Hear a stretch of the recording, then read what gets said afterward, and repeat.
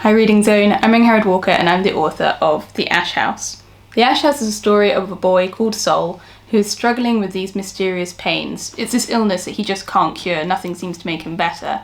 So he's sent to the Ash House. He thinks it's going to be a healing refuge, sort of like a hospital, but when he gets there, it's just this house made entirely of ash and smoke in the middle of nowhere in the countryside. These green-eyed hounds prowl the grounds, and instead of birds in the air, there are only drones watching everything that goes on.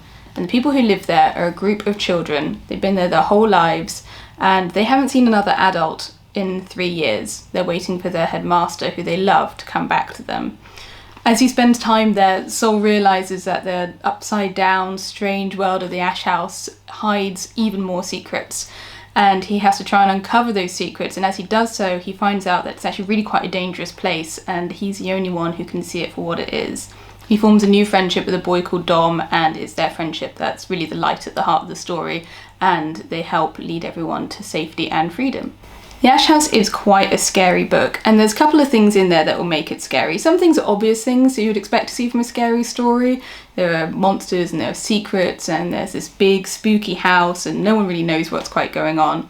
But there's some other things that make it scary too. I think the main one being is Sol really comes to question what exactly is real and what isn't.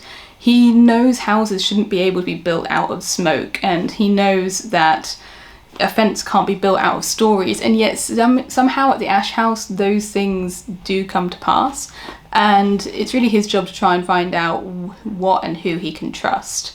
That's something he finds really hard, and by the end of the story it's something he has some big questions about, and I hope readers will have questions about it too. I think learning to trust our senses and not always trust what we're told is quite a scary thing to learn. It's certainly something the children at the Ash House have to learn, but I think it's a big part of growing up, so that's why I wanted to write about it.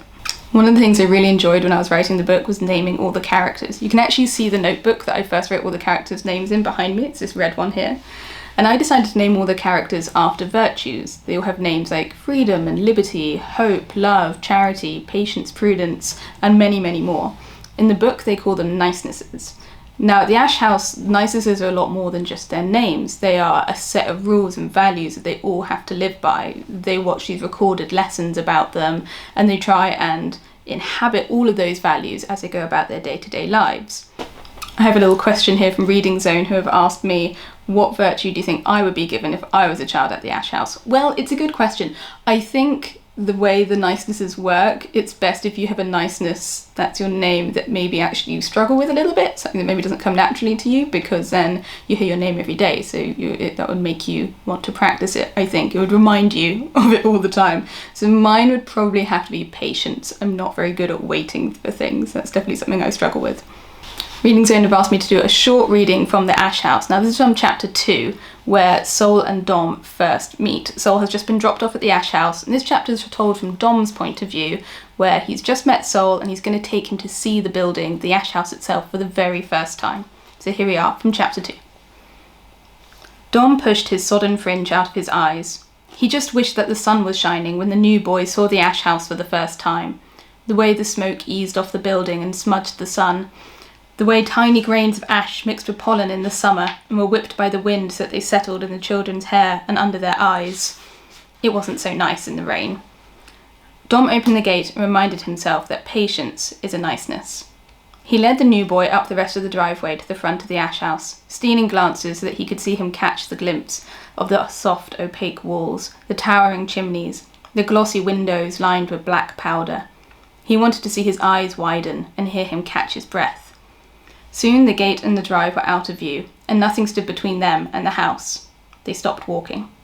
"Here it is," said Dom, "the Ash House." He admired the walls seeping into the air. The house's outline blurred and billowed as the wind scuffed it. Its smoke drifted over the glassy, rain-soaked grass, infusing the world with the smell of bonfires. Twin torches were staked into the ground outside the house, burning despite the rain. Dom put his hands on his hips and beamed. "It's brilliant, isn't it?" "What's that burning smell?"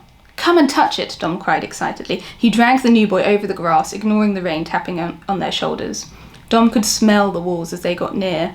Wood, air, coal, and something fragrant all caught together in the moment they set alight. "Look."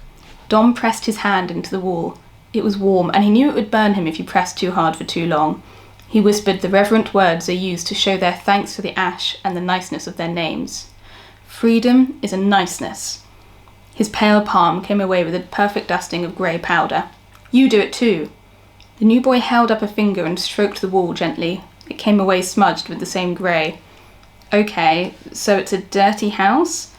It's not dirt, it's ash. The headmaster made it. But what was I thinking? Dom smacked his forehead. We have to give you a name first. He set off towards the front doors. I already have a name, the new boy called after him. Well, what is it? Dom was turning the iron doorknob. The new boy pondered the question and hiccuped, as if he was suppressing a gasp. He touched his forehead, leaving a dark smudge above one eye. I don't know. So there we are. Thanks for having me, Reading Zone. I hope you enjoyed learning a little bit about my new book, The Ash House, today.